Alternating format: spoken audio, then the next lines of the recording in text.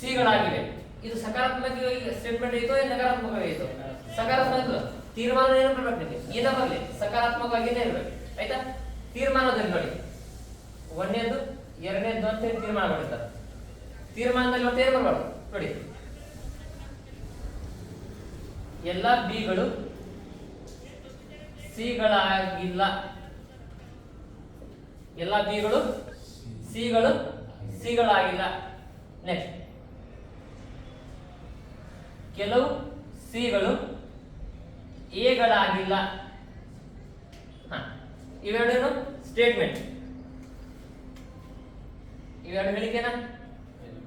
ಹೇಳಿಕೆ. ಹೇಳಿಕೆ ಏನೈತಿ? ಎಲ್ಲ ಎಗಳು ಬಿಗಳಾಗಿವೆ, ಎಲ್ಲ ಬಿಗಳು ಸಿಗಳಾಗಿವೆ ಅಂತ ಹೇಳಿದ್ರ ಅದ ಕನ್ಕ್ಲೂಷನ್ ಕೊಟ್ಟ ತೀರ್ಮಾನ. ಎಲ್ಲ ಬಿಗಳು ಸಿಗಳಾಗಿಲ್ಲ. ಇದೇನು ಸಕಾರಾತ್ಮಕ ಐತಿ, ಪಾಸಿಟಿವ್ ಸ್ಟೇಟ್ಮೆಂಟ್ ಐತಿ. ಇದು ಇದೇನೈತಿ ನಕಾರಾತ್ಮಕ ಐತಿಲ್ವ? ಅಂದ್ರೆ ಇದಕ್ಕೆ ಸಂಬಂಧ ಐತಿ ನೋಡಿ. ಅವಾಗ ಆನ್ಸರ್ ಏನಾಗ್ಬೇಕು ನೀವು? ಆಪ್ಷನ್ ಒಳಗೆ ಎರಡು ಹೇಳಿಕೆಗಳು ತಪ್ಪಾಗಿವೆ.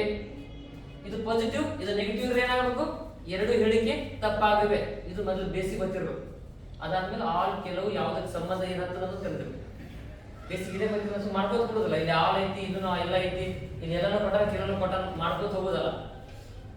ಆಯ್ತಾ? ಫಸ್ಟ್ ಹೇಳಿಕೆ ಸಕಾರಾತ್ಮಕ ಇದ್ರ ತೀರ್ಮಾನ ಇರಬೇಕು, ಸಕಾರಾತ್ಮಕವಾಗಿನೇ ಇರಬೇಕು. ಇರ್ಲಿಲ್ಲ ಅಂದ್ರೆ ಏನು?